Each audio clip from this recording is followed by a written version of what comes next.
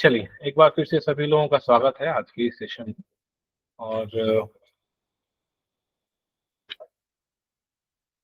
संज्ञा, सर्वनाम एवं इसके भेद। सामान्य तौर पे संज्ञा और सर्वनाम के बारे में हम जानते हैं, इसकी परिभाषा जानते हैं, इसके भेद भी हम लोग जानते हैं। उससे संबंधित कुछ प्रश्न आपने किया, कुछ प्रश्न हम लोग इस सेशन में हम आज और भी करेंगे। तो मैं जब तक स्लाइड शेयर करूं, मुझे फटाफट बता दीजिए संज्ञा और सर्वनाम के बारे में, मतलब इसकी डेफिनेशन क्या होती है, संज्ञा क्या होती है, सर्वनाम क्या होती है। हम लोग अपना खुद का एक रिवीजन ले लेते हैं।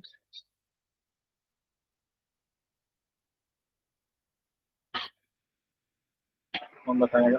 सर, किसी भी व्यक्ति, वस्तु, स्थान, भाव आदि के नाम को संज्ञा कहते हैं और संज्ञा के स्थान पर आने वाले शब्द को हम सर्वनाम कहते हैं। संज्ञा के 5 भेद होते हैं और सर्वनाम के 6।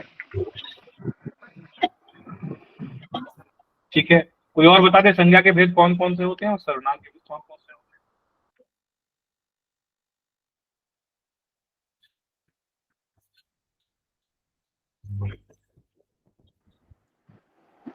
जी सर, संज्ञा के भेदों में व्यक्तिवाचक संज्ञा, जातिवाचक संज्ञा, द्रव्यवाचक संज्ञा, समूहवाचक संज्ञा और भाववाचक संज्ञा होते हैं। हैं? सर्वनाम? और सर्वनाम के भेद 6 हैं, जिनमें पुरुषवाचक, निश्चयवाचक, अनिश्चयवाचक, संबंधवाचक, प्रश्नवाचक और निजवाचक।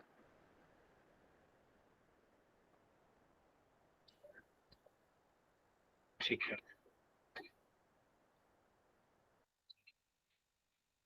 तो बिल्कुल आपने सही कहा। बिल्कुल आप लोगों ने सही बताया, जिसने भी बताया। संज्ञा किसका प्ले ऑफ है? संज्ञा स्क्रीन आपको दिख रही है? जी सर। Yes sir. ठीक है, ओके।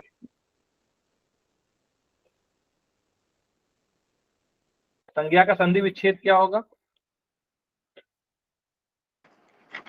सर आपके स्क्रीन पे दिया हुआ है। समझंज्ञा, ठीक बताने हैं। कौन सी संधि है?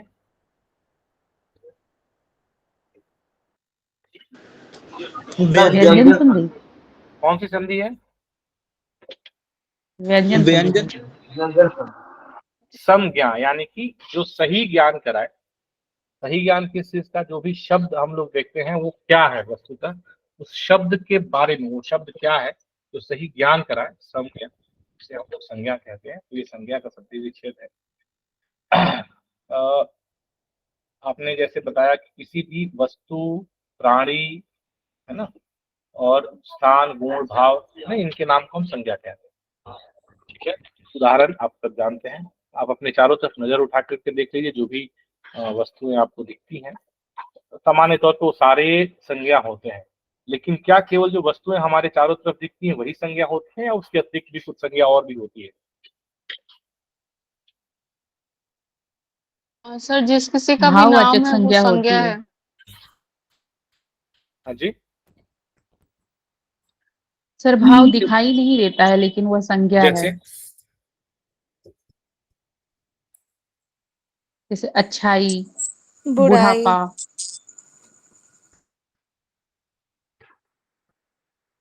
ठीक है, तो ये भाववाचक संज्ञा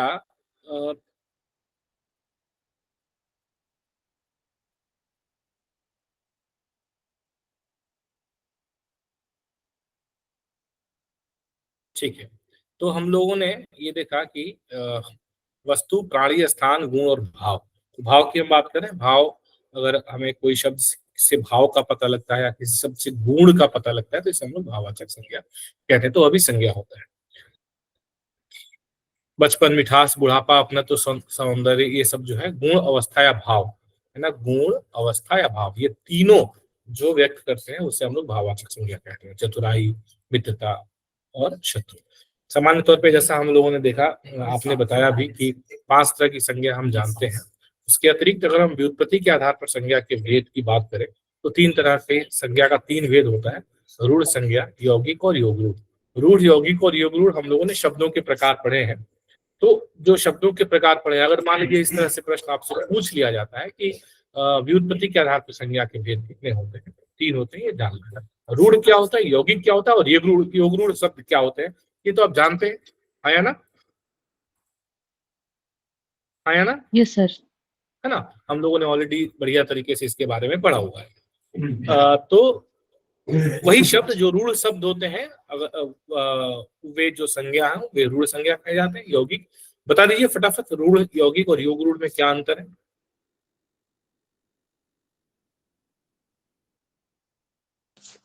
सर रूढ़ मतलब जिसका हम लोग कोई भी खंड नहीं कर सकते हैं।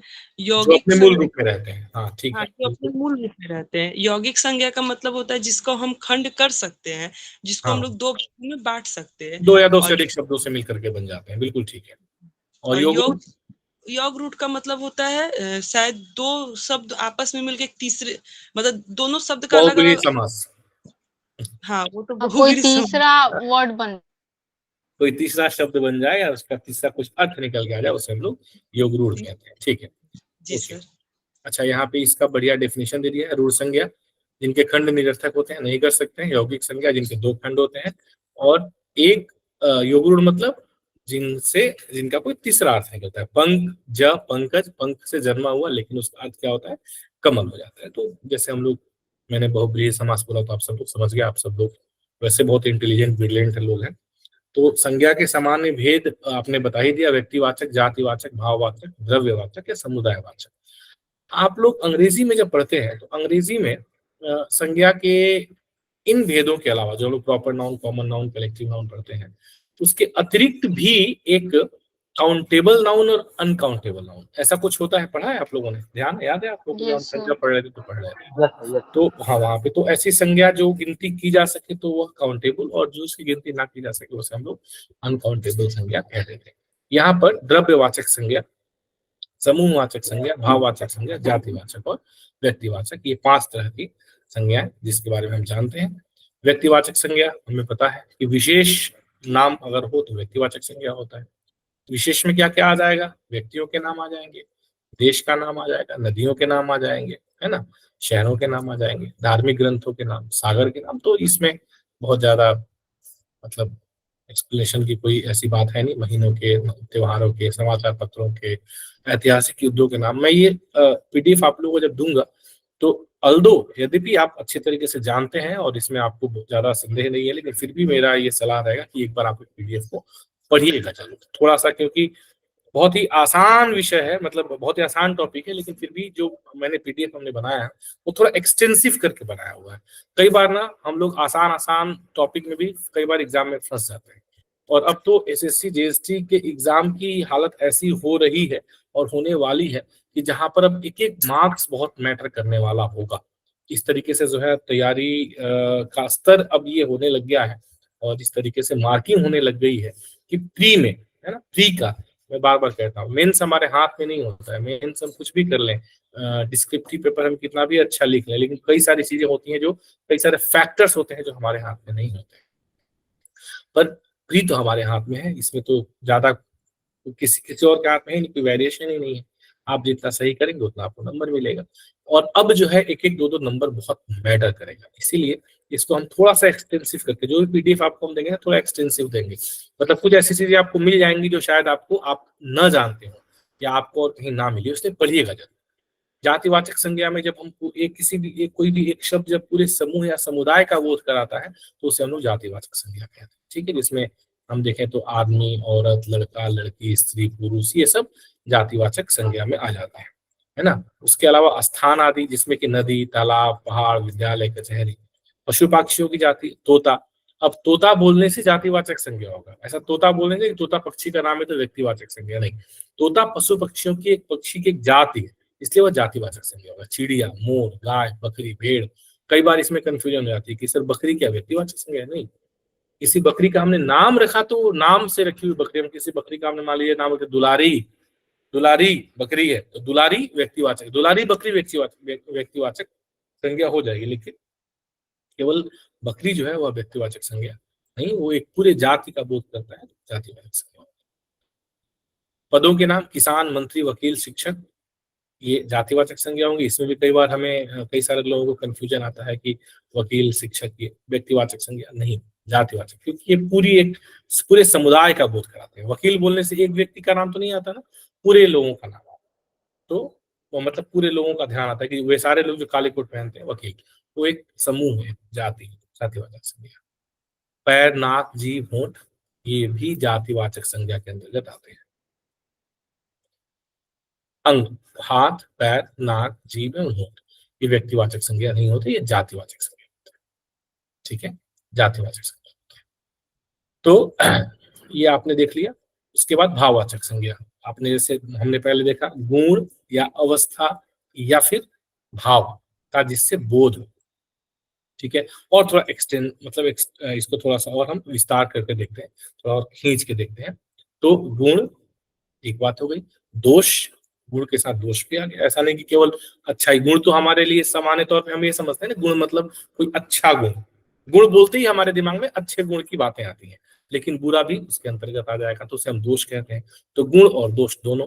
भाव बिल्कुल ठीक है, स्वभाव, अच्छा बुरा जो भी है दोनों, विचार, ये सब, तो इन सब का बोध जिस शब्दों से हो उसे हम भाववाचक संज्ञा कहते हैं। सामान्य तौर पे भाववाचक संज्ञा आप समझ जाएंगे, देख करके मतलब शब्द देख करके पहचान जाएंगे, इसमें ज्यादा कोई बहुत परेशानी की बात नहीं है।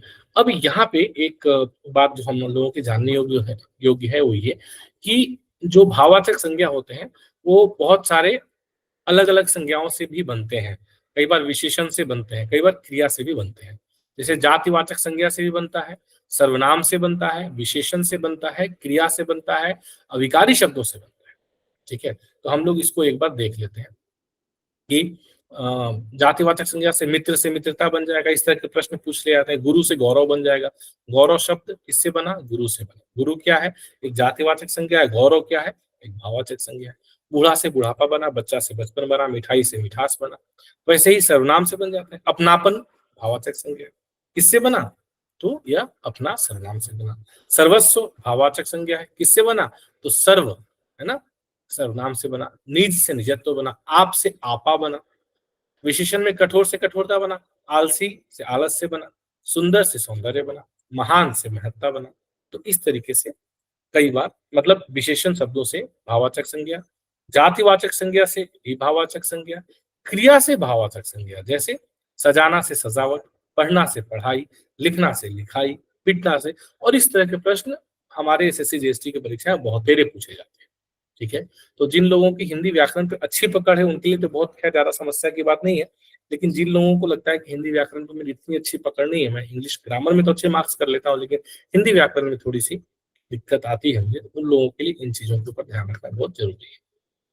अब अविकारी सब पदों से कैसे बनेंगे भाववाचक संज्ञा, तेज से तेजी। अब तेज क्या है, अव्यय है। अव्यय किसे बोलते हैं, फटाफट बता दीजिए मुझे।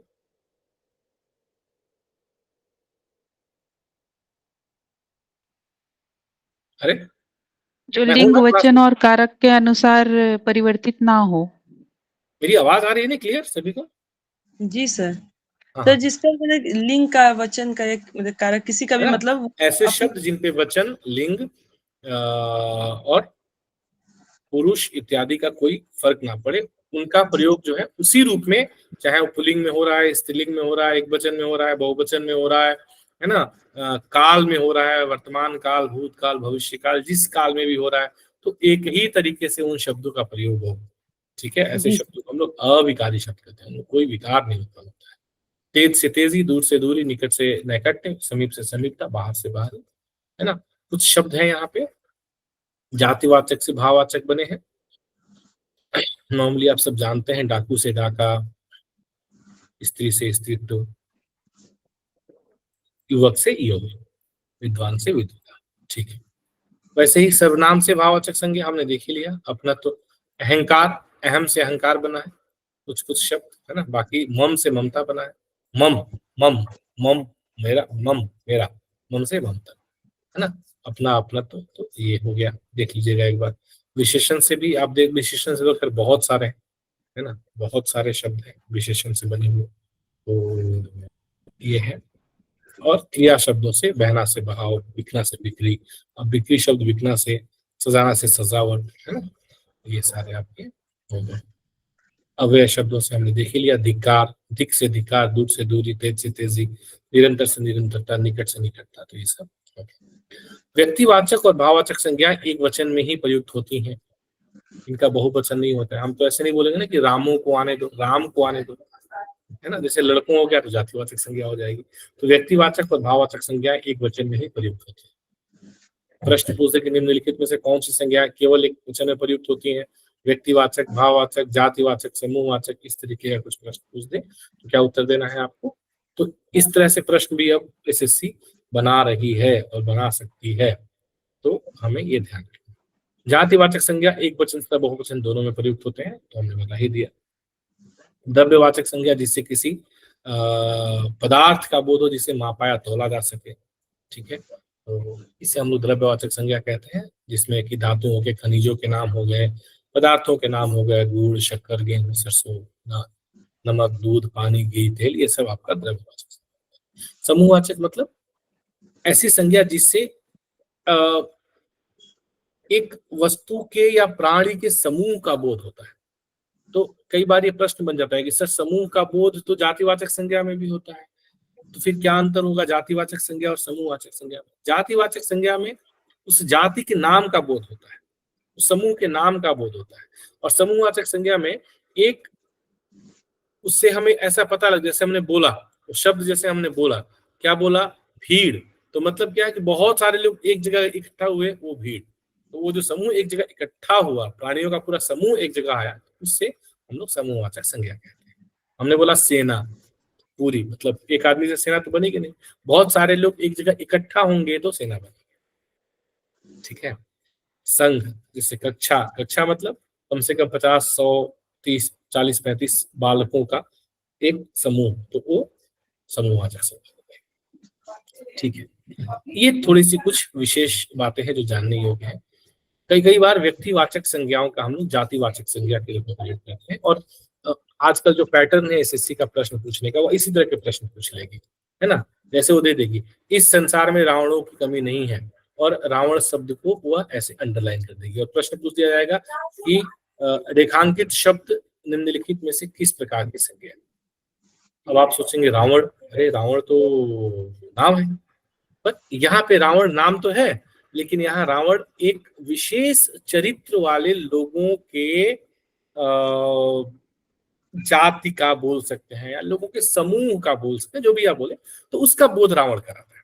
मतलब रावण बोलने से ही नहीं कि रावण मतलब एक रावण जो लंका में था, नहीं, यहाँ वो हर एक व्यक्ति। हाँ, ये वाला आ गया, ये पीडीएफ दे दीजिएगा सर। जी, वो हर एक व्यक्ति जिसमें रावण का चारित्रिक गुण विद्यमान, जो बहुत निर्मम हो, जो स्त्रियों की इज्जत नहीं करता हो, मतलब उस तरीके से। वर्तमान में कोई हरिश्चंद्र नहीं है। हरिश्चंद्र सामान्य तौर पे हम किसके लिए प्रयोग करते हैं? जो सही बोलते हैं। विभीषणों से, जो विभीषण मतलब वे लोग जो घर के मतलब अपने लोगों के खिलाफ चले जाते हैं। परीक्षा समाप्त होते कुंभकर्ण बन बैठा, मतलब क्या हुआ, सोता रहा। एक कहीं पढ़ रहा था मैं, बड़ा अच्छा, तो उसमें एक व्यक्ति ने, मतलब व्यक्ति नहीं, उसमें लिखा हुआ था कहीं तो स्टेटस कहाँ कहीं तो था कि बोला कि ये बहुत अच्छी बात कही जाती है सुबह उठने का, कि सुबह उठने से हमें बहुत स्वास्थ्य लाभ होता है, हम बहुत स्वस्थ रहते हैं, बहुत अच्छी बात है। मतलब बिल्कुल सही बात है, सुबह तो उठना ही चाहिए, है ना। और ये बहुत सही बात डॉक्टर भी बोलते हैं, सब लोग बोलते हैं, किताबों में सब जगह लिखा जाता है कि सुबह उठना बहुत अच्छी बात है। समस्या केवल एक है कि जो सुबह है ना, वो बहुत गलत समय पे आता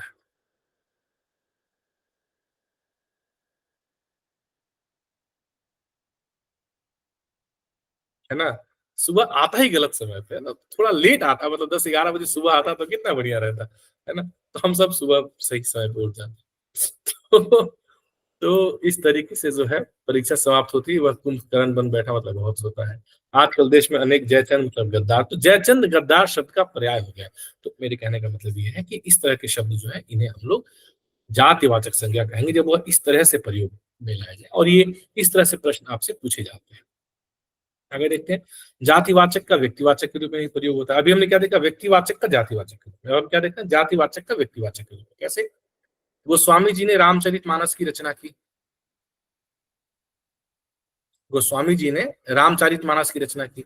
पंडित जी भारत के यशस्वी प्रधानमंत्री थे।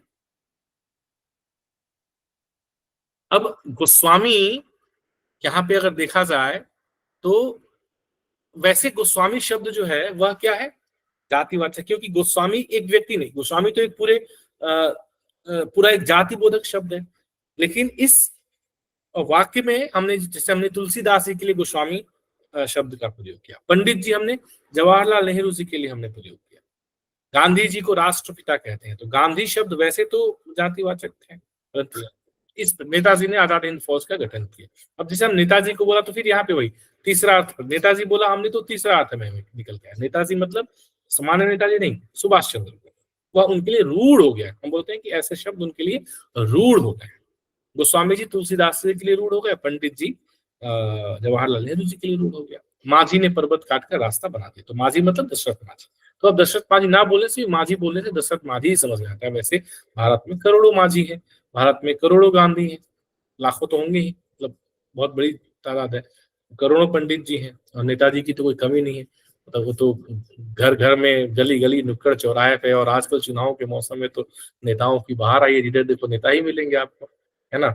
तो इनकी तो कमी ही नहीं, अरबों में चले गए हैं नेता लोग तो हमारे देश में।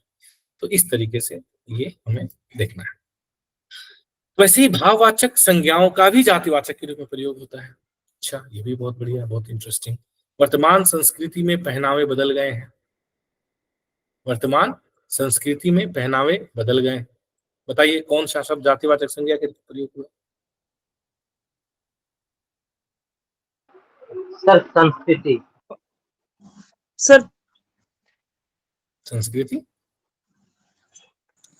पहनावे, पहनावे, पहनना से पहनावा बना। अच्छा अच्छा। पहनना एक क्रिया है, उससे पहनावा बना भाववाचक संज्ञा। और पहनावे, अब यहाँ जो पहनावे कहे गए, वो पहनावे का मतलब क्या हुआ कि अब वो पहनावे किसकी पहनावे, कौन से पहनावे की बात की जा रही है? जो वर्तमान संस्कृति के पहनावे हैं, उन पहनावों की बात की जा रही है। तो एक विशेष तौर के पहनावों के बारे में बात बता रहा है यहाँ पे। तो यहाँ पे पहनावे पहनावा नहीं रह गया, ये फिर जातिवाचक संज्ञा सूचक शब्द ये हो गया। वैसे ही आज लोगों के दिल में ईर्ष्याएं बढ़ती है, इसको समझने का आप लोग प्रयास करें। ईर्ष्याएं बढ़ती जा रही है। ईर्ष्या सामान्य तौर पे तो भाववाचक संज्ञा है, लेकिन ये जिस ईर्ष्या की बात कर रहा है, वह आज लोगों के दिल में जो ईर्ष्याएं पल रही हैं, उस एक पर्टिकुलर ईर्ष्याओं की बात कर रहा है, जातिवाचक संज्ञा। श्रेष्ठ विद्यार्थियों को बुराइयों का त्याग करना चाहिए। बुराई तो वैसे सामान्य तौर पे भाववाचक है, लेकिन यह उन बुराइयों की बात कर रहा है जो श्रेष्ठ विद्यार्थियों के पास में है। तो एक बुराइयों के समूह की यहाँ बात की जा रही है, एक ऐसे मतलब एक विशेष तौर से विशेष प्रकार की बुराइयों की बात की जा रही है जो श्रेष्ठ विद्यार्थियों में पाई जाती है। तो यहाँ पे यह भाववाचक जातिवाचक संज्ञा के रूप में प्रयोग हुआ है। प्रश्न पूछ देगा, बिल्कुल पूछ देगा, और वहां पे आपसे कह देगा कि बताइए कौन सी संज्ञा है, और आप आंख बंद करके भाववाचक ठीक करके आएंगे और आपको लगेगा कि आपने तो सही किया है। और जब आंसर की आएगी तो आप बोलेंगे अरे हाँ, आप फटाक से 100 रुपये लगा करके और उसमें अपनी रिप्रेजेंटेशन भी दे देंगे, लेकिन वो गलत होगा। छात्रों को अपनी लिखावटों पर ध्यान देना चाहिए, है ना। तो लिखावट उसके सपनों का सौदागर आया, सपनों का सौदागर, है ना। अच्छाइयों को ग्रहण करो, बुराइयों को त्याग करो। तो इस तरह से कई बार भाववाचक संज्ञाएं भी जातिवाचक संज्ञाओं के रूप में प्रयोग होती है। फटाफट जो है, हाँ सर, ये भाववाचक संज्ञा जातिवाचक संज्ञा को कैसे पहचानेंगे क्वेश्चंस में? आप देखिए ना, अब ये अच्छाइयों को ग्रहण करो, अच्छाइयों को ग्रहण करो का मतलब कि ये उन अच्छाइयों की बात कर रहा है जिन्हें ग्रहण करना है। तो ये सभी अच्छाइयों की बात नहीं कर रहा है, कुछ अच्छाइयों की बात कर रहा है, इसे ग्रहण करना है। बुराइयों को त्याग करो, जो आपके पास बुराई है उसको त्याग करने की बात कर रहा है। तो ये एक एकदम विशिष्ट तौर पे कुछ अच्छाइयों की बात कर रहा है, कुछ बुराइयों की बात कर रहा है। उसके सपनों का सौदागर आया, उसके कुछ सपनों का सौदागर, उसके कुछ सपने जो हैं विशिष्ट, उसका सौदागर आया है, ठीक है ना। तो ये जहां पे एकदम एक विशिष्ट शब्द, मतलब एक समूह कि भाई ये कौन से सपने या कौन सी बुराई है या कौन सी ईर्ष्याएं, वैसी ईर्ष्याएं जो लोगों के दिल में है वो बढ़ती जा रही है। तो आज लोगों के दिल में ईर्ष्याएं बढ़ती जा रही है। तो इस तरीके से आपने वाक्य, ये अगर एक शब्द दे देगा ईर्ष्या, तब तो 100% आपको क्या लगाना है, भाववाचक संज्ञा। लेकिन समस्या क्या है आज के समय में, जो पिछले वर्ष और इस वर्ष विशेष करके जो परीक्षा ली गई, मतलब 2023 में पिछले वर्ष, तो अब जो है एसएससी ना इस तरह के प्रश्न नहीं पूछ रही है कि आपको एक शब्द दे दिया और पूछा, जैसे अभी 51 नंबर प्रश्न, ऐसे प्रश्न आपसे पूछे जा रहे हैं, है ना। एक दे देगा सेंटेंस पूरा, एक दे दे, दो दे दे, और फिर उसको अंडरलाइन करके बोलेगा कि इन वाक्यों में रेखांकित शब्दों में कौन सी संज्ञाएं हैं, और फिर उत्तर में एक एक पेयर में जातिवाचक, भाववाचक, जातिवाचक, समूहवाचक, जातिवाचक, व्यक्तिवाचक, व्यक्तिवाचक, भाववाचक। अब बताइए, तो एक ही प्रश्न में 4 प्रश्न, मतलब कम से कम 2 तो बन ही गए। तो 2 प्रश्नों को या 3 प्रश्नों को एक ही प्रश्न में मिलाकर के इस तरीके से ऐसे प्रश्न दिए जा रहे हैं एसएससी के द्वारा, जिसमें जो टाइम कंज्यूमिंग, जिसमें आपका समय ज्यादा लगे। और जो परिपाटी चल रही है, कई बार मुझे ऐसा लग रहा है कि मतलब जैसे इस बार ऐसा हुआ, हमने देखा कि सामान्य तौर पे हिंदी के प्रश्न पत्र हम लोग जल्दी सॉल्व कर लेते थे। 1 घंटे का प्रश्न पत्र हिंदी का है पेपर 1 में, तो उससे 40-45 मिनट में निपटा के बैठ जाते थे आसानी से। और जो बाकी समय बचता था 15-20 मिनट का या 15 मिनट का भी कम से कम, वो हम लोग इंग्लिश में देते थे, क्योंकि कॉम्प्रिहेंशन वगैरह में हमें थोड़ा समय ज्यादा वहां पे लगता था। पर अब ऐसा नहीं होगा। अब ऐसा बिल्कुल आपको 1 घंटे के प्रश्न पत्र को हिंदी को हिंदी ही करने में आपको ऐसा लगेगा कि समय आपके पास कम पड़ेगा। तो इसीलिए मैं यहाँ प्रयत्न कर रहा हूँ कि आपको एक मतलब धीरे धीरे मैं ऐसा करूंगा आप लोगों का। मैं पहले 60 प्रश्न दे रहा था, अभी मैंने 75 करना शुरू किया। अब मैं आप लोगों को 30-30 मिनट में 100 प्रश्न कराने का प्रयास करूँ, ताकि एग्जाम में आप लोगों को एकदम से मतलब ज्यादा मुश्किल ना लगे कि 1 घंटे में 100 तो आराम से करें। तो मतलब we are trying to extend the horizon. देखते हैं, हो जाएगा, ऐसा कुछ मुश्किल नहीं है ना। अगर आपको पता है तो मुश्किल नहीं है। तो इस तरीके से बुढ़ापा एक प्रकार का अभिशाप है। रेखांकित शब्द की संज्ञा क्या है? जल्दी नहीं, बहुत आसान प्रश्न है, मतलब इसमें ऐसा नहीं कि कोई मुश्किल है। भाववाचक। हाँ, अब यहाँ पे क्यों हमने जातिवाचक क्यों नहीं कहा? बुढ़ापा एक प्रकार का अभिशाप है, ये मतलब ये एकदम से यूनिवर्सल चीज है, ठीक है। तो यहाँ पे फिर किसी भी तरीके से जातिवाचक का कॉन्सेप्ट नहीं आएगा। राज्यपाल में कौन सी संज्ञा है? जातिवाचक। मीठा की भाववाचक संज्ञा क्या होगी? मिठास। मिठास। मिठाई क्या होगा फिर? मिठास हुई सर। मिठाई क्या होगा? संज्ञा सर। शब्द है। जातिवाचक संज्ञा होगा सर। जातिवाचक संज्ञा। मीठा विशेषण होगा। मीठा क्या होगा फिर? विशेषण। सर मीठा विशेषण। मीठा विशेषण। मीठा विशेषण होगा सर। बिल्कुल ठीक। समुद्रगुप्त भारत का नेपोलियन था, या नेपोलियन किस जातिवाचक। जातिवाचक होगा। जातिवाचक। अश्मिता जी आप क्लास में नहीं है? अश्मिता जी आप क्लास में नहीं है? सर मुझे please can you please resend the link. क्या हो रहा है, क्या प्रॉब्लम है पता नहीं। आपको तो लिंक गया हुआ है। नहीं, आपने क्या है ना, अपने फोन में ना वो कर रखा है, क्या बोलते हैं उसको, टाइमर। आपने टाइमर ऑफ कर रखा है, टाइमर ऑफ कीजिए। कोई भी टाइम भेज दिया मैंने, ज्वाइन करिए। Okay sir. हवा चल रहा है, बाहर आ जाओ। ठीक है। जातिवाचक संज्ञा शब्द है, वकील। संज्ञा शब्द है। गंगा। सर आम नहीं होगा क्या? वकील। आम कैसे होगा? फल जातिवाचक है, आम आम का भी तो व्यक्तिवाचक बहुत सारा टाइप होता है। हाँ, जब फिर ये बात वाक्य प्रयोग पे आ जाएगी कि जब आम के टाइप की बात करेंगे तब फिर आम को आप जातिवाचक संज्ञा बोलेंगे। पर सामान्य तौर पे फल जातिवाचक संज्ञा है, आम व्यक्तिवाचक संज्ञा। आम एक फल का नाम है ना जी। गंगा। गंगा।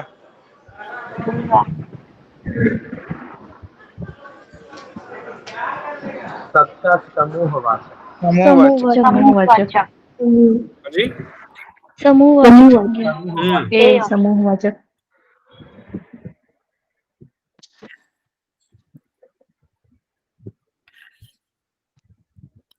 काल। सर काल नहीं बताया। काल। काल नहीं बताया जाता।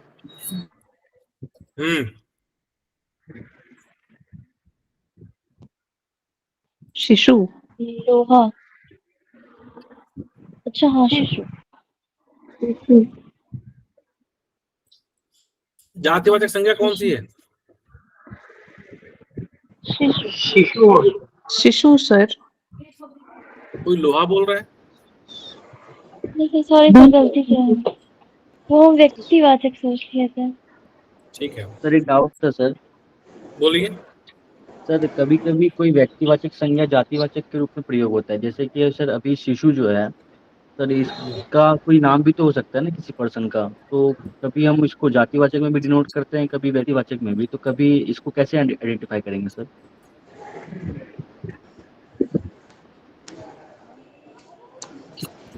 आपका प्रश्न मैं नहीं समझ पाया आकाश जी।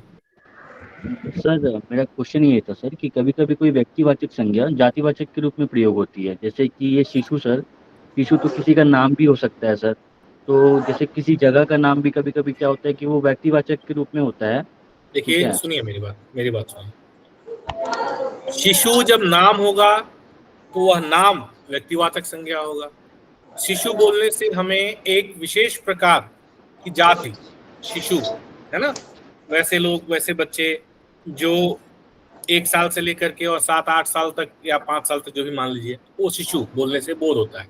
तो जिस शब्द के प्रयोग से एक जाति का बोध हो रहा है वो जातिवाचक संज्ञा होगी। और यदि हमने कहा, जैसे हमने एक वाक्य बोला कि कृष्ण भगवान अपने शिशुपन तो खैर चलिए, वो तो फिर भाववाचक संज्ञा अलग ही हो गया। कृष्ण भगवान एक समय में शिशु थे, है ना, मतलब छोटे बच्चे थे, शिशु थे, हमने ऐसे मान लीजिए बोल दिया। तो यहाँ पे क्या हुआ, अब हमने शिशु जो शब्द है वो यहाँ पे जातिवाचक संज्ञा हो गया, और कृष्ण भगवान को हमने शिशु कहा, वो क्या हो गया, व्यक्तिवाचक संज्ञा हो गया। तो जब नाम आपने शिशु को दे दिया तो वह नाम तो व्यक्तिवाचक संज्ञा होगा, और शिशु वहां पर क्या होगा, जातिवाचक संज्ञा होगा। तो मैं कई बार ये बात इसलिए मैं कह रहा हूँ, शुरू से ये बात कहता आ रहा हूँ कि वाक्य प्रयोग पर भी यह निर्भर करेगा कई बार कि जातिवाचक संज्ञा है कि व्यक्तिवाचक संज्ञा है, ये कई बार वाक्य प्रयोग पर भी निर्भर करेगा। ठीक है, हालांकि शिशु के साथ ऐसी दिक्कत नहीं है, पर कुछ कुछ शब्दों के साथ ये दिक्कत आती है कि वाक्य प्रयोग के हिसाब से हम उसमें, जैसे आम का भी हमने उदाहरण लिया, तो कई बार आम सामान्य तौर पे आम व्यक्तिवाचक संज्ञा है। क्यों? क्योंकि आम बोलने से एक फल के नाम का बोध होता है कि यह एक फल का नाम है। पर हाँ, अगर इस तरह के वाक्य विशेष में हमने प्रयोग किया तो वहां पर फिर हम इसे जातिवाचक संज्ञा कह सर सकते हैं कि जैसे जहां कि पर आम के प्रकार की हम बात कर रहे हैं तो वहां पे हम कह सकते हैं, अगर उस एकदम एक विशेष कॉन्टेक्स्ट में यह पूछा जाता है।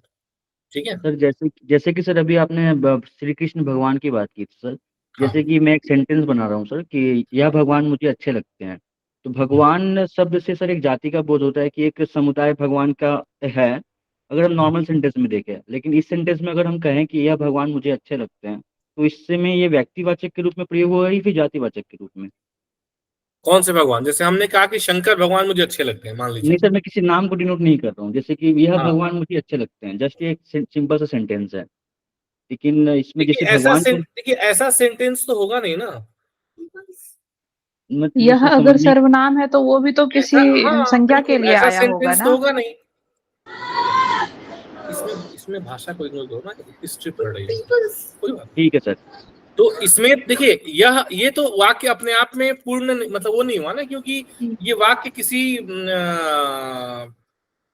पहले से किसी अन्य वाक्य को अनुसरण कर रहा है। पहले कहा गया, हमने कुछ कहा होगा कि शिव जी, शंकर भगवान या गणेश जी, कुछ भी, और फिर उसके बाद हमने कहा होगा कि यह भगवान हमें अच्छे लगते हैं।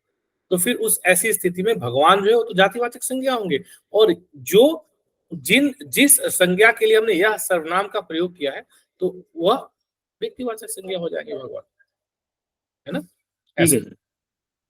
ठीक है, आगे बढ़ते हैं।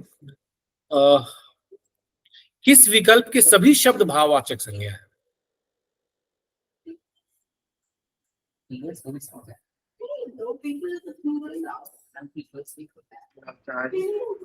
Option C. सभी शब्द भाववाचक संज्ञा है। तो ईर्ष्या भाववाचक है, नैतिकता भाववाचक है, बचपन भाववाचक है। अच्छा, तो यहाँ अनेकता, प्रीति और बालक में क्या सभी भाववाचक नहीं है? बालक तो सर जातिवाचक है। ओके ठीक है, तो अपनापन, निपुण और तो नाम सौंदर्य भी में हो क्या है? सकता है। धर्म तो भाववाचक है। सर निपुण तो ये विशेषण हो जाएगा ना। Very good. तो इसमें क्या हो जाएगा, अपनापन तो आपका भाववाचक संज्ञा हो जाएगा जो कि सर्वनाम से बना है, सौंदर्य लेकिन निपुण जो है वह विशेषण हो जाएगा। ये आपका हो गया बढ़िया। किस विकल्प के सभी शब्द क्रिया से बनी भाववाचक संज्ञा है? Option B.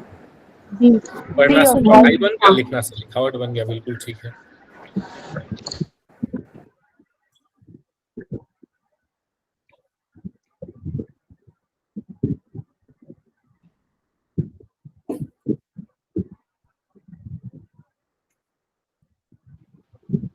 शैशव ए।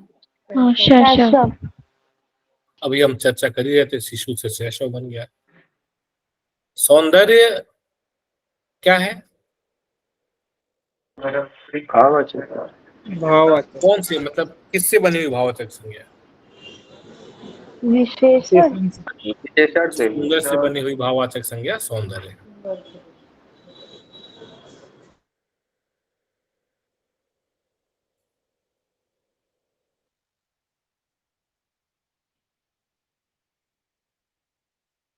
सर गांव गाय। गांव गाय। डी। डी। ठीक है।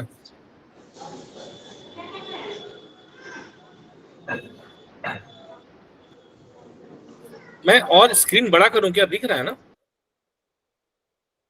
अगर स्क्रीन छोटा हो तो मुझे बता दिया करें आप लोग, मेरे पास ऑप्शन है स्क्रीन बड़ा करने की।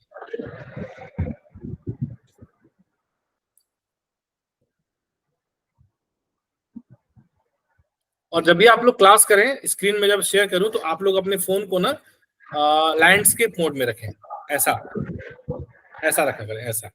इससे क्या होगा कि आपको फुल दिखेगा बढ़िया तरीके से ना, आपकी विजिबिलिटी अच्छी है।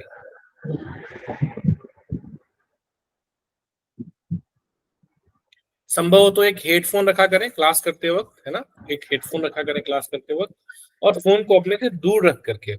एक इस तरह का जो है 100 रुपये का एक वो भी आता है, ये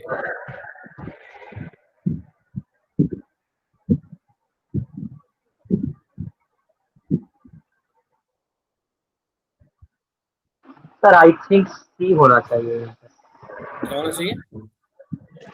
सी नैतिकता मनुष्यत्व स्वास्थ्य। ये जो है इस तरह का जो है ना, एक 100 रुपये का वो आता है मोबाइल स्टैंड, इसको बढ़िया खरीद लें, और जिन जो मोबाइल से यूज करते हैं इसके ऊपर इसको बढ़िया रखें, और बढ़िया रख करके अपना थोड़ा दूरी पर रख करके, ताकि आपकी आंख पर इम्पैक्ट ना आए। और बढ़िया एक हेडफोन 100 रुपये का मिलता है, 200 रुपये का मिल जाता है आजकल, उसको खरीद लें, ये बढ़िया लगा कर एक बढ़िया तरीके से आप क्लास कर सकते हैं।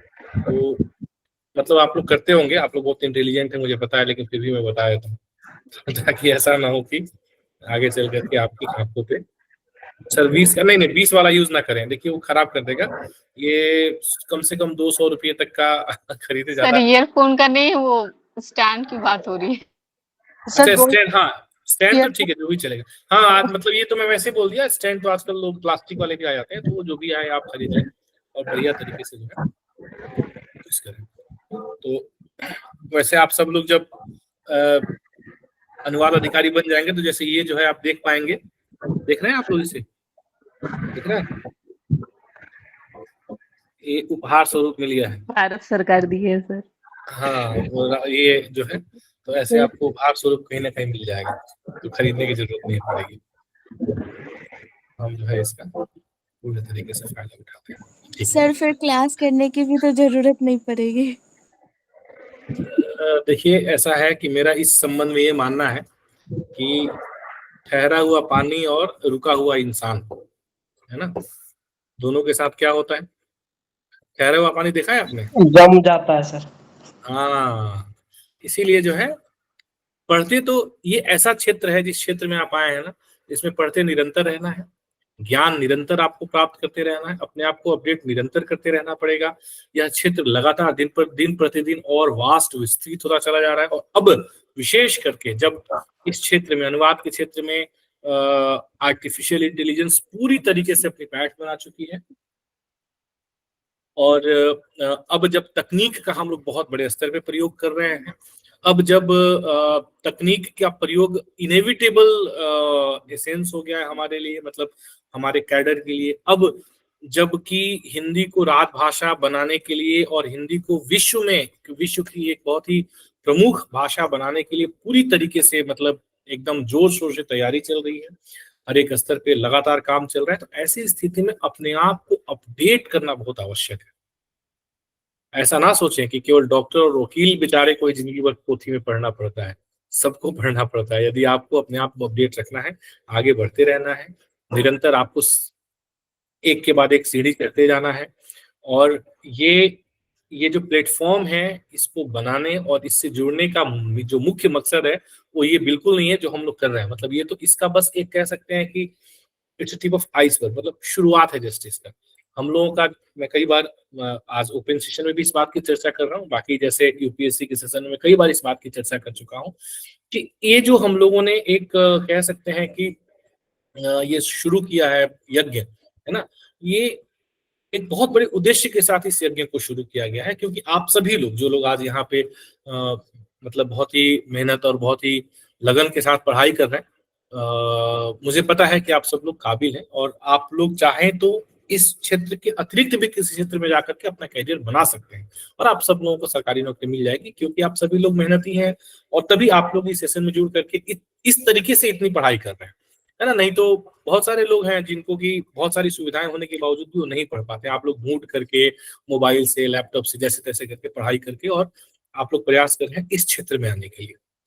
कई बार ये जो सेगमेंट है, मतलब ये जो भाषा का क्षेत्र है या भाषा का जो कैरियर है, इसके बारे में कई बार बहुत सारे लोग नकारात्मक बातें भी करते हैं और अलग अलग तरह की चीजें आप इसके बारे में सुनते होंगे, जानते होंगे, देखते होंगे। तो उसके बावजूद भी आप इस क्षेत्र में आ रहे हैं, तो हिंदी भाषा का या अनुवाद का आप जो कह सकते हैं, ये जो भविष्य है, उस भविष्य वो पूरा का पूरा आपके कंधों पे टिका हुआ है। मतलब आप लोग आने वाले समय के जो इसके वाहक है वो आप ही। तो ये जो हम लोगों ने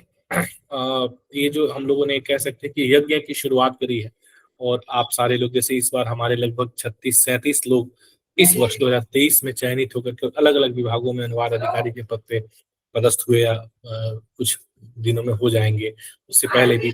तो हमारा यह प्रयास है निरंतर कि आप जो लोग हमारे साथ रहेंगे निरंतर, मतलब ऐसा नहीं है कि आप चयनित हो जाएंगे तो फिर आप निकल गए, नहीं, आपके चयनित होने के बाद तो एक्चुअल अक्ष फाउंडेशन के साथ आपके जुड़ने का जो वजह है वो आपको समझ में आएगी। चयनित होना तो बस एक शुरुआत रहेगी, उसके बाद आप एक्चुअली क्यों जुड़े आप यहाँ से और आपको क्या मिल सकता है, ये जो क्या उद्देश्य हमारा वो आपको समझ में आएगा। धीरे धीरे हम लोग उसमें, तो आप में से हर व्यक्ति इस क्षेत्र में, भाषा के क्षेत्र में हम कह सकते हैं, या अनुवाद के क्षेत्र में हम कह सकते हैं, या राजभाषा के क्षेत्र में, आप में से हर व्यक्ति इस क्षेत्र में शीर्ष तक जा सकता है यदि आपके अंदर में क्षमता है। और उसके लिए आपको निरंतर पढ़ते रहना पड़ेगा। मैं भी पढ़ता हूँ, मतलब हम सब लोग, जितने भी लोग हैं, सब लोग निरंतर पढ़ते रहते हैं, निरंतर प्रयासरत रहते हैं और निरंतर आगे बढ़ने का प्रयास करते रहते हैं, है ना। ये उद्देश्य नहीं है कि बस एक नौकरी मिल गई और कुंभकर्ण की तरह, जैसे पहले वाक्य में आया था, कुंभकर्ण की तरह सो जाना नहीं है ना। निरंतर हमें काम करते रहना है राम की तरह। जैसे राम निरंतर प्रयासरत रहते थे, वैसे हम निरंतर प्रयासरत रहना है। चलिए आगे बढ़ते हैं हम लोग। कहाँ थे? तो सर्वनाम से बनी भाववाचक संज्ञा, जल्दी जल्दी करिए, लगता है आज कंटेंट बहुत है, समय कम पड़ जाएगा। Question number 66 sir 65 number question तक आंसर बता दीजिए। बड़प्पन। हाँ हाँ 65 बताइए। विशेषण से बनी भाववाचक संज्ञा, तीनों ऑप्शंस विशेषण से बनी भाववाचक संज्ञा, कौन से ऑप्शन में? सी। सी। Option D. सी में तो नहीं होगा ना, मनुज से मनुजत्व बना, तो मनुज तो आपका मनुष्य जो है वह तो विशेषण नहीं है, है ना। Sir option D. Gaurav, Gaurav किस शब्द से बनी हुई भाववाचक संज्ञा है? गर्व। गर्व, अभी थोड़ी देर पहले बताया था मैंने। सर गुरु, गुरु से गौरव बनता है ना। तो सही क्या होगा? ऑप्शन डी, ठीक है। तो कौन कौन सा विशेषण है बता दीजिए। सौंदर्य में तो सुंदर है, ठीक है। महत्व में कौन सा विशेषण है? महत्वपूर्ण। अजी महान।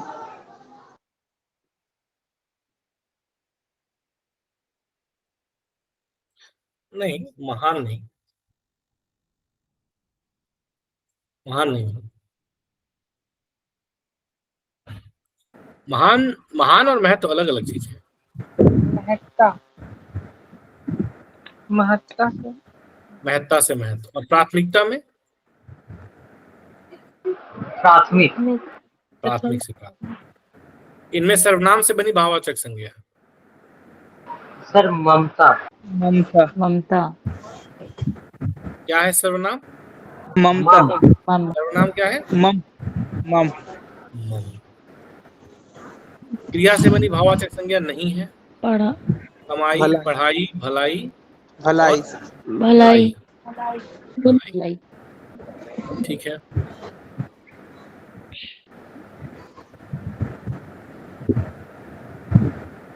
भव्यता। डी। भव्यता।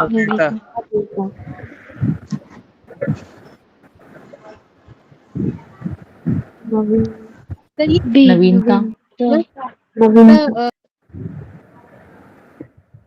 हेलो। 70 नंबर प्रश्न।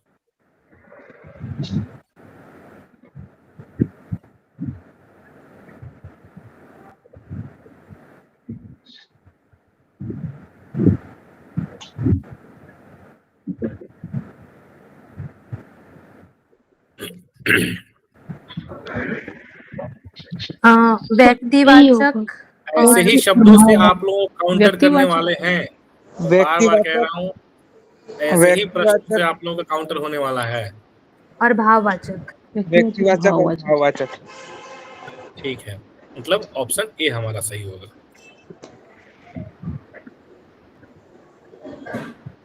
सर किंतु हिमालय और गंगा दोनों तो व्यक्तिवाचक संज्ञा है ना। 71 सी। नदी पहाड़ सी होगा, पुस्तक। सी नदी पहाड़। नदी पहाड़ पुस्तक।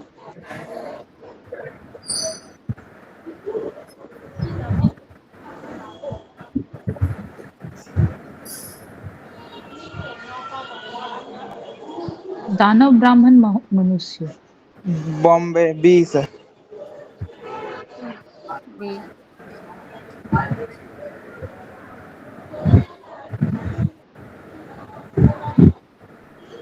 नित्य। Question number 73।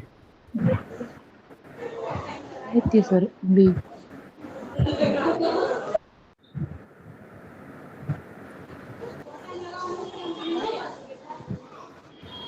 भ्रातृत्व। भातृत्व। तृत्व। खुशहाली। खुशहाली। कैसे? खुश जातिवाचक नहीं होके विशेषण है। अपनापन।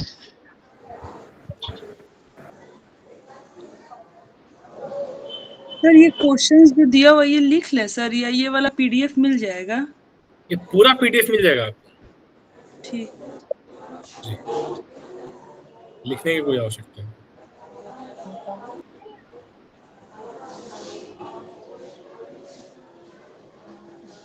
ममता। सुंदरता है लास्ट। सुंदरता। ठीक है।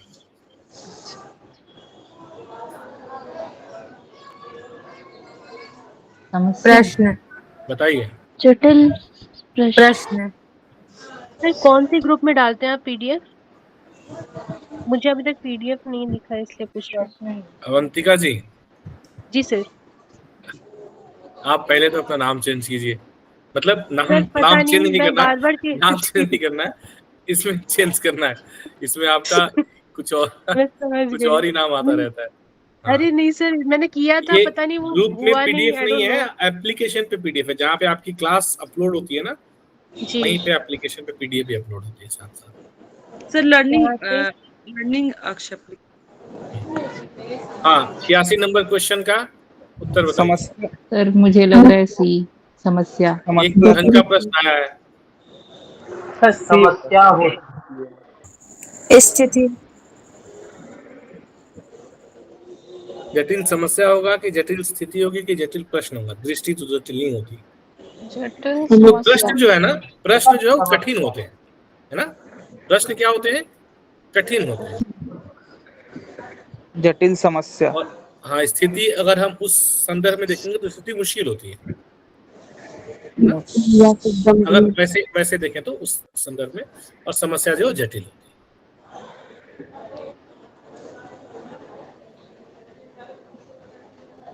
ये लो। व्यक्तिवाचक।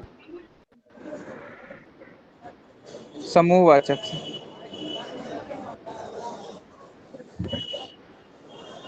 बाजार से समूहवाचक या जातिवाचक? मीना बाजार, और भी अलग अलग तरह के मीना बाजार होते बाजार हैं। होगा, मीना बाजार अगर होगा तो मीना बाजार, जब हम वाक्य मीना प्रमुख बाजार की बात करेंगे, नाम की बात करेंगे तो व्यक्तिवाचक हो जाएगा। लेकिन यदि हम बाजार की बात करेंगे तो समूहवाचक। बाजार मतलब ऐसी जगह जहाँ बहुत सारे लोग एक साथ इकट्ठा होकर कुछ खरीदारी करते हैं, तो जहाँ पे लोग इकट्ठा होकर समूह बना रहे हैं वो समूहवाचक संज्ञा हो जाएगी।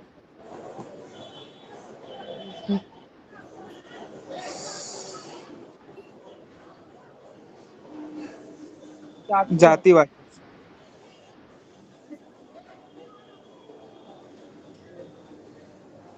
यमुना। यमुना।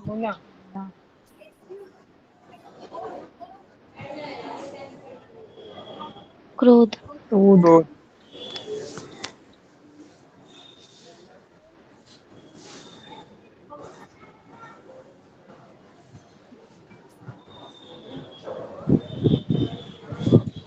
सी। सी, संज्ञा पदबंध। बी। मतलब कौन से पद में, किस पदबंध में संज्ञा है? Option D. सर बी होना चाहिए। सभी प्रश्नों के उत्तर देने वाले बच्चों को। तो प्रश्नों भी संज्ञा है, उत्तर भी संज्ञा है, और बच्चों भी संज्ञा है। तो संज्ञा पदबंध क्या है? बी होगा। ठीक है, तो आज का समय यहीं तक हमें अनुमति देता है, समय हो गया। सो आज हम लोगों ने संज्ञा से संबंधित प्रश्न और संज्ञा देख लिया। वैसे करने की इच्छा तो मेरी सर्वनाम भी थी आज, परंतु सर्वनाम हम लोग अगले सेशन में कर लेंगे।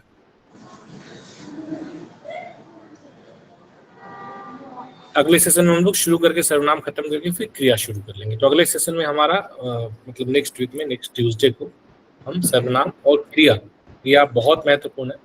क्रिया से संबंधित बहुत सारे प्रश्न पूछे जाते हैं, कई बार पूछे गए हैं। तो प्रेरणार्थक क्रिया बार बार पूछी जाती है। कोई 2-3 एग्जाम्पल दीजिए, तो उदाहरण दीजिए तो प्रेरणार्थक क्रिया का।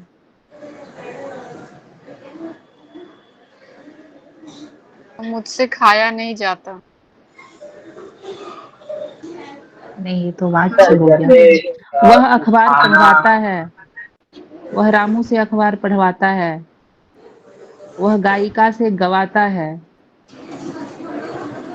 तो अगले सेशन में हम लोग क्रिया, इसके भेद, प्रेरणार्थक क्रिया के को विशेष तौर से ध्यान में रखते हुए, क्योंकि प्रेरणार्थक क्रिया से पिछले 2-3 वर्षों से लगातार प्रश्न आ रहे हैं, हम लोग अगले सेशन में क्रिया और साथ में सर्वनाम, जो बचा हुआ भाग हमारा है उसको करेंगे।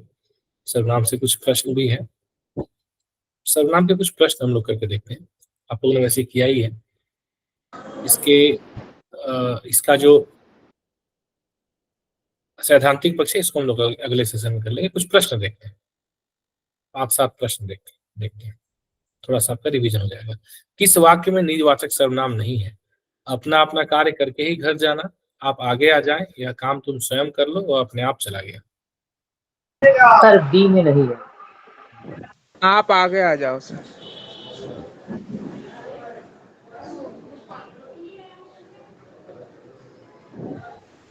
किस वाक्य में मध्यम पुरुष का प्रयोग हुआ है? ए, आप आगे आ जाएं। आप आगे आ जाओ।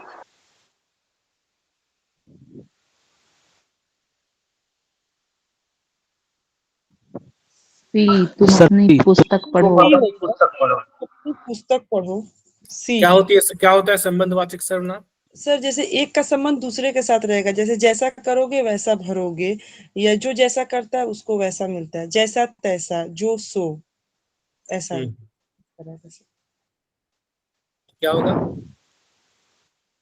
सर? सी होगा, तुम अपनी पुस्तक पढ़ो। इसमें सर संबंधवाचक सर्वनाम नहीं है। ठीक है। गुणवाचक सर्वनाम का प्रकार नहीं है। या किसका प्रकार है फिर? विशेषण का प्रकार है। हमें अपना काम स्वयं करना चाहिए, यह निजवाचक है।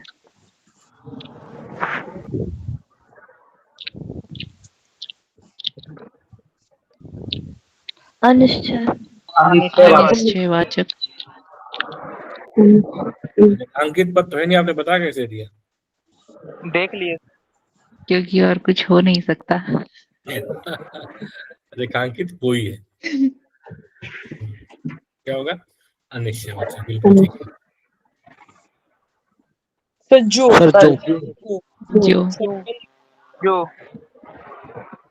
सर उत्तम पुरुष। उत्तम पुरुष। यह निश्चयवाचक। यह। अच्छा मुझे बताइए आप लोग की उत्तम पुरुष में और अन्य पुरुष में क्या अंतर है? उत्तम पुरुष में वक्ता सर, होता है, अन्य पुरुष में जिसके बारे में कहा जाए। जी sir. Third person sir, third person, first person.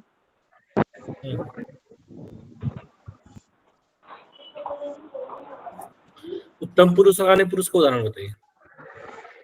उत्तम पुरुष मतलब मैं कह रहा हूँ, मैं पूजा से कह रहा हूँ कि वह अच्छी नहीं है, तो मैं उत्तम पुरुष और इसके बीच में क्या अंतर है? मतलब उत्तम पुरुष बोलने वाला और अन्य पुरुष मतलब जिसके बारे में बात की जाए, मतलब कोई थर्ड पर्सन से।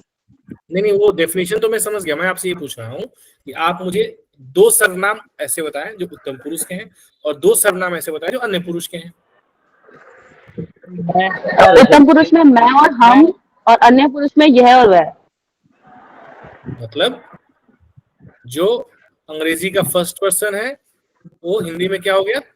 उत्तम पुरुष। और जो थर्ड पर्सन है अंग्रेजी का, वो हिंदी में क्या हो गया? यह तो पुरुषवाचक सर्वनाम होगा। यह तो संकेत पुरुषवाचक सर्वनाम का ही एक प्रकार है अन्य पुरुष। वे लोग होगा। हाँ, प्रश्न यहाँ पे मुझे किस प्रकार का सर्वनाम? उत्तम पुरुष। ठीक है। निश्चयवाचक सर्वनाम कौन सा है? यह। पुरुषवाचक सर्वनाम से संबंधित नहीं है। कोई। निजवाचक सर्वनाम के संबंधवाची रूप के एक वचन की पहचान करें।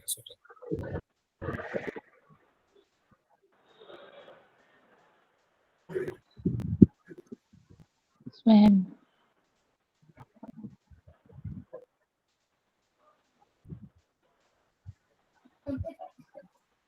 सर ये तो क्वेश्चन ही समझ में नहीं आ रहा है मुझे। निजवाचक सर्वनाम के सर क्वेश्चन नहीं समझ में आ रहा है।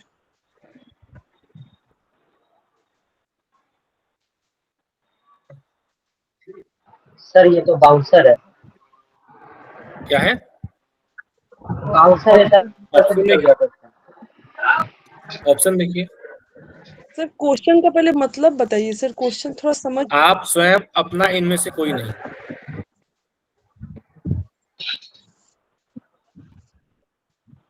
सर इनमें से कोई नहीं।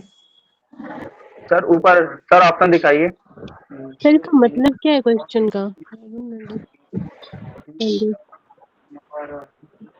स्वयं। आप। निजवाचक सर्वनाम क्या होता है? जो अपने आप के लिए यूज करते हैं, स्वयं के लिए। अपना। हाँ।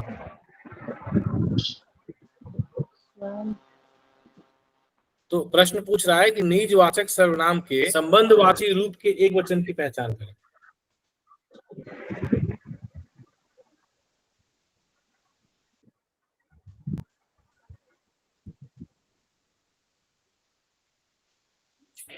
सर सी वाला होगा शायद अपना। सही उत्तर होगा पुरुषवाचक सर्वनाम से संबंधित नहीं है। कोई निश्चयवाचक सर्वनाम कौन सा है?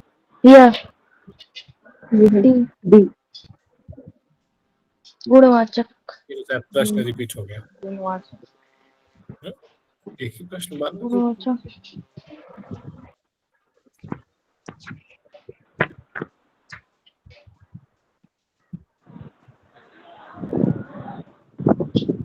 सर्वनाम प्रिय विश्व। आप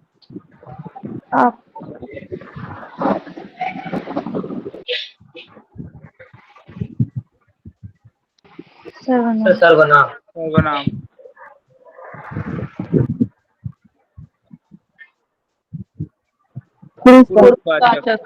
पुरुषवाचक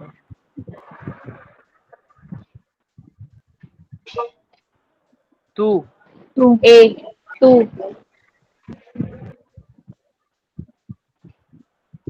मैं हम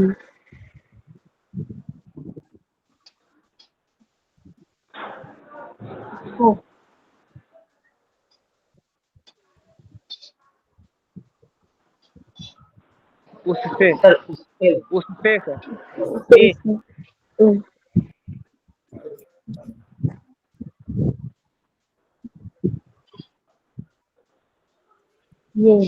यह ए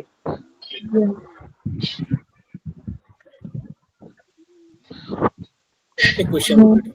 ठीक है, तो सर्वनाम से संबंधित इतने सारे प्रश्न हमने देख लिए। अगले सेशन में हम लोग केवल जो है इससे संबंधित जो सैद्धांतिक पक्ष है उसको एक बार देख लेंगे, फिर हम क्रिया का पढ़ेंगे। ठीक है, आज के सेशन में इतना ही। हेलो सर हाँ सर, मुझे ना वो जो स्वयं और आप वाला जो क्वेश्चन था ना जिसमें अपना आंसर था, मुझे वो समझ नहीं आया। एक बार प्लीज अगले सेशन में हम, हाँ वो इसलिए आपको समझ में नहीं आया क्योंकि जो सैद्धांतिक इसका हमारा क्लास था वो हुआ नहीं ना, हम सीधे सीधे प्रश्न पे आ गए थे। अगले सेशन में हम इस पर चर्चा करेंगे। तो ओके ठीक है sir, okay sir, thank you. ये क्वेश्चन सर, आप पूजा जी बोलिए। सर बोल रहे ना कि आप जो भी पीडीएफ वाला ऑप्शन बोले सर, मैं लर्निंग अक्ष एप्लीकेशन पे गई थी, मुझे वो पीडीएफ वाला ऑप्शन नहीं दिख रहा है सर।